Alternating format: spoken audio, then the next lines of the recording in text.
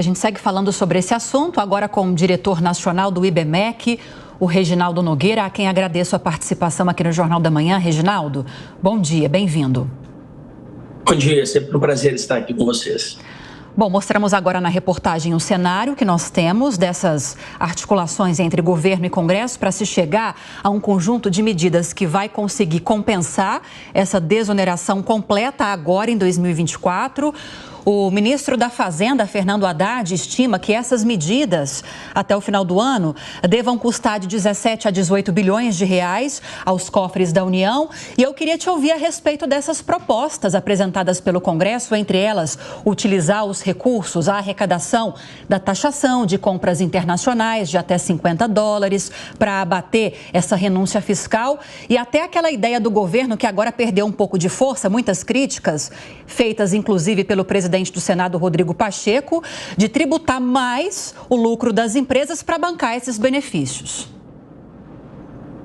Pois é, temos aí um debate que vai basicamente na direção de como financiar essa desoneração, né?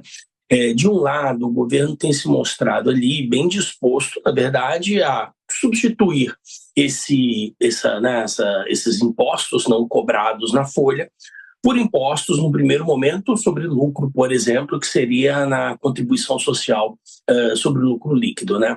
E o Congresso tem se mostrado completamente reticente e contrário a medidas que elevem impostos, né? A gente viu aí agora a fala do presidente do Senado dizendo que o Congresso não aceitaria que a reoneração caísse sobre tributos sobre as mesmas empresas que estavam sendo favorecidas pela desoneração. O que nós temos aqui é um problema de que realmente, primeiro, precisamos cobrir os valores dessa desoneração. Temos aí um problema grave de déficit primário, né, que o governo precisa atuar. Para se ter uma ideia, né, esses 18 ou 19 bilhões que seriam afetados apenas esse ano, né, até o final do ano, pelas contas do Ministério, ele dá ali perto de 8% do total do déficit primário que temos aí acumulado em 12 meses. Então, temos um problema efetivo aí que precisa ser tratado. A questão é como. A busca no final ela tem acabado se direcionando muito a mudanças de alíquotas e a rediscussões de tributos já existentes. Eu acho que está na hora de sermos ali um pouco mais criativos nessa questão.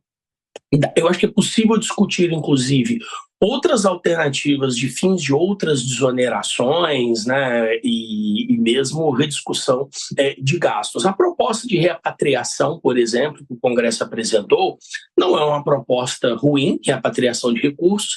O inconveniente dela é que ela é mais difícil de se calcular o valor exato. Então, acho que no final precisaremos de um conjunto de medidas. Uma única medida será muito difícil de resolver completamente esse problema.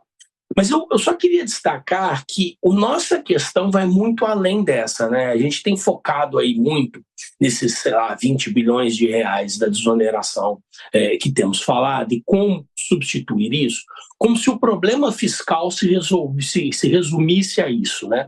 Na verdade, o nosso problema fiscal vai muito além.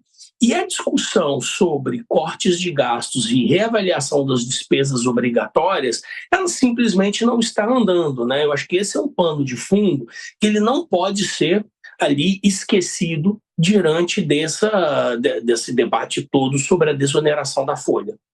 Professor, bom dia. Há uma reclamação no governo de que o Congresso, que avançou cada vez mais sobre o orçamento, desde 2014, 2015 tem sido assim, cada vez uma fatia maior, ele fica só com a parte boa.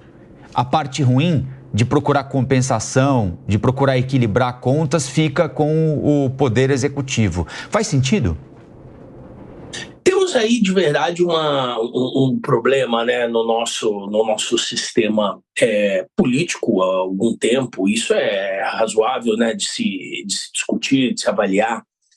que realmente o Congresso ele tem hoje uma força muito grande, né, uma participação muito grande na discussão do orçamento, na distribuição de recursos, de benesses, né, ele tem um poder constitucional, institucional muito relevante, porém ele não tem a obrigação de trabalhar junto com o governo, de administrar o país, né? Eu acho que esse é um dilema que o governo tem dito, mas que não vem de agora, vem de algum tempo. Isso é uma construção natural do próprio sistema constitucional brasileiro, em que temos aí uma Constituição que dá muito poder ao Congresso, efetivamente.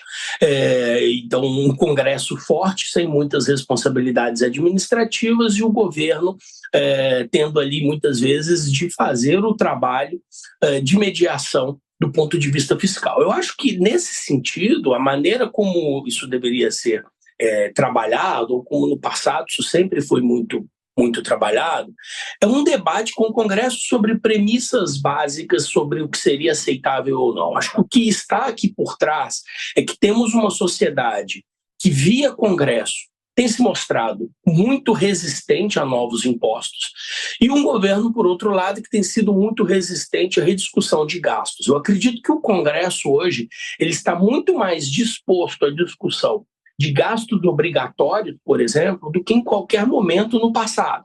Porém, o governo é contrário a esse tipo de movimento. O governo prefere um movimento na direção de tributação.